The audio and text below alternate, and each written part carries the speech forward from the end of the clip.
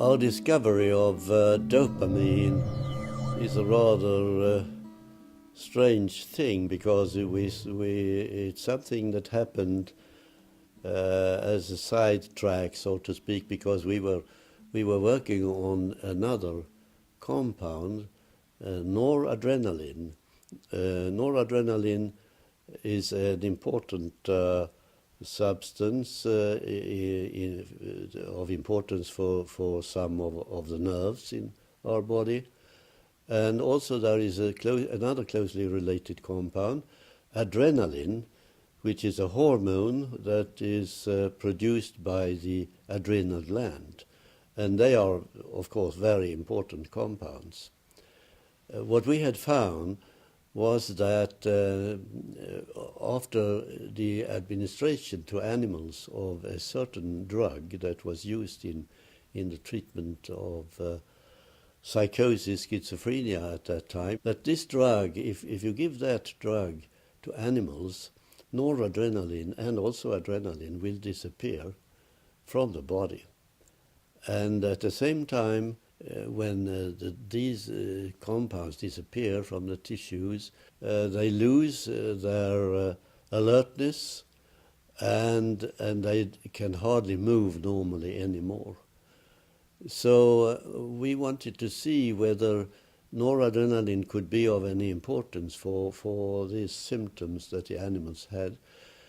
So we thought we must refill the store of noradrenaline, and adrenaline for that matter, by means of a precursor which can penetrate into the brain and to be converted into noradrenaline.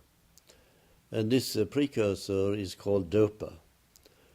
And so we injected DOPA to animals that had been treated with reserpine and were unable to move and were very, very poorly alert, very little alert, and found when we gave this precursor was a very dramatic change. The animals, within 15 minutes, they were up and running, they were full of life again.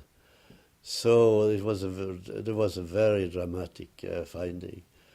And we felt quite sure that now we had refilled the stores of the body, including the brain, with noradrenaline. But then when we analyzed the brains of these animals, we found there was still no noradrenaline or adrenaline. They had not come back as we thought. Well, it so happens that dopamine was assumed to occur in the body as not as an important compound in any respect other than as an intermediate in the synthesis of noradrenaline and adrenaline.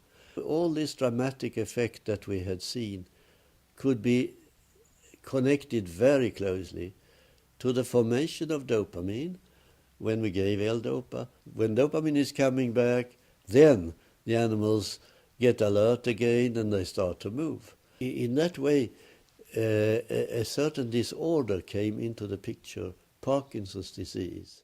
So we could formulate it like this. When dopamine disappears from the tissues, then the symptoms characteristic of Parkinson's disease show up, and we could also propose that one could alleviate these symptoms by means of a drug, DOPA. We thought we had a fabulous story. We could tell people that here we have an important neurotransmitter, dopamine. It's important for our wakefulness, for our movements, and in addition, loss of dopamine leads to a disorder, Parkinson's disease, and we can propose how to treat this disease by means of a drug, DOPA. So we went out and told people this story in different parts of the world, and I remember especially one such meeting in London in 1960. All the big shots were there, and we told them our fabulous story, and much to our disappointment, they agree, all of them with the Nobel Prize winner Sir Henry Dale on top. No, this cannot be true. There's some kind of mistake.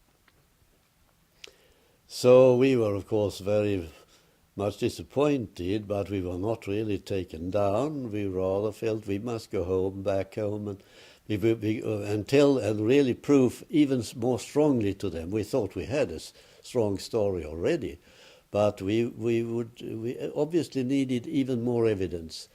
So we started some additional research that could prove, even in the microscope, that we were right in our statement that dopamine is indeed an important neurotransmitter, and it is important for our movements, and it occurs as a neurotransmitter in the brain, in those parts of the brain where the control of movements and Parkinson's disease, where all these problems are located. All this we could show very clearly. So following upon that, there was no... it took a number of years, really, to get full acceptance for this new concept.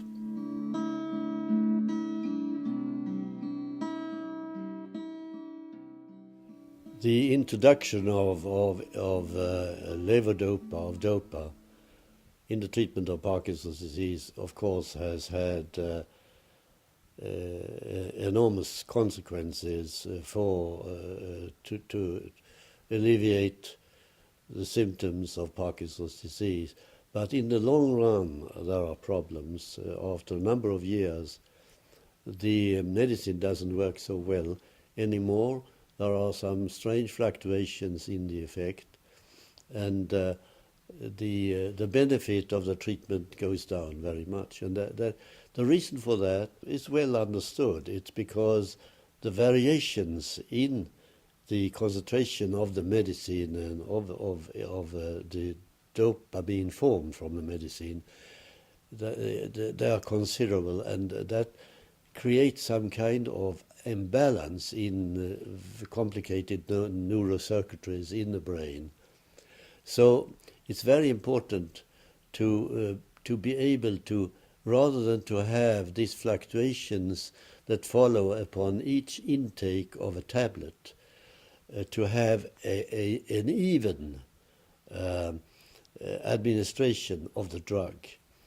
And that there has been some progress made in that direction by means of introducing a tube into the duodenum and then to administer a solution of L-DOPA directly into the duodenum in a constant way.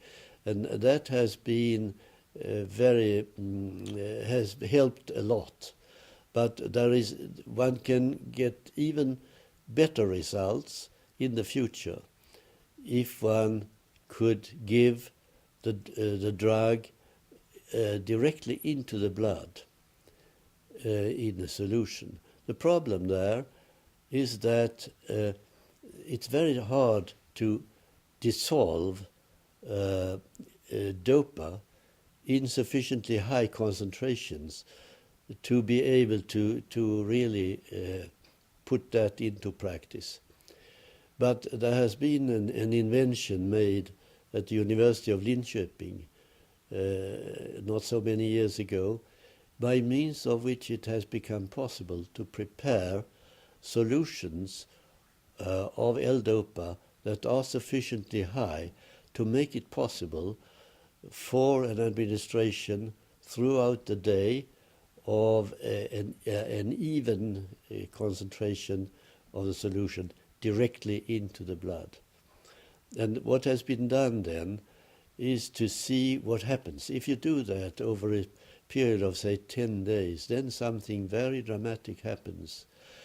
the imbalance that has been caused by the interrupted tablet taking is restored to some extent. So now one can start all over the tablet treatment again, and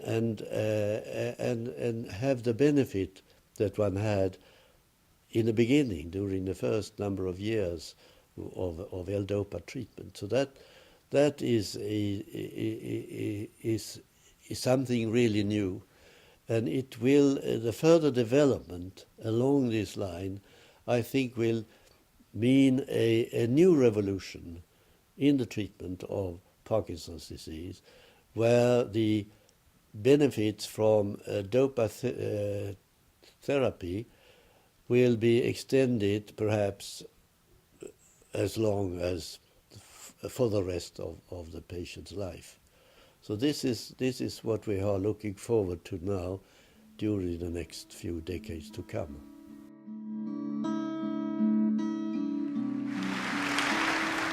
Well, this happened at, I can exactly tell you, it was at 11:15 on the 9th of October in the year 2000. There was a phone call. I happened to be looking at my mail at the Department of Pharmacology at the University of Gothenburg, and the phone call came, and the secretary over on the other side told me that it has been decided today that you will be given the Nobel Prize.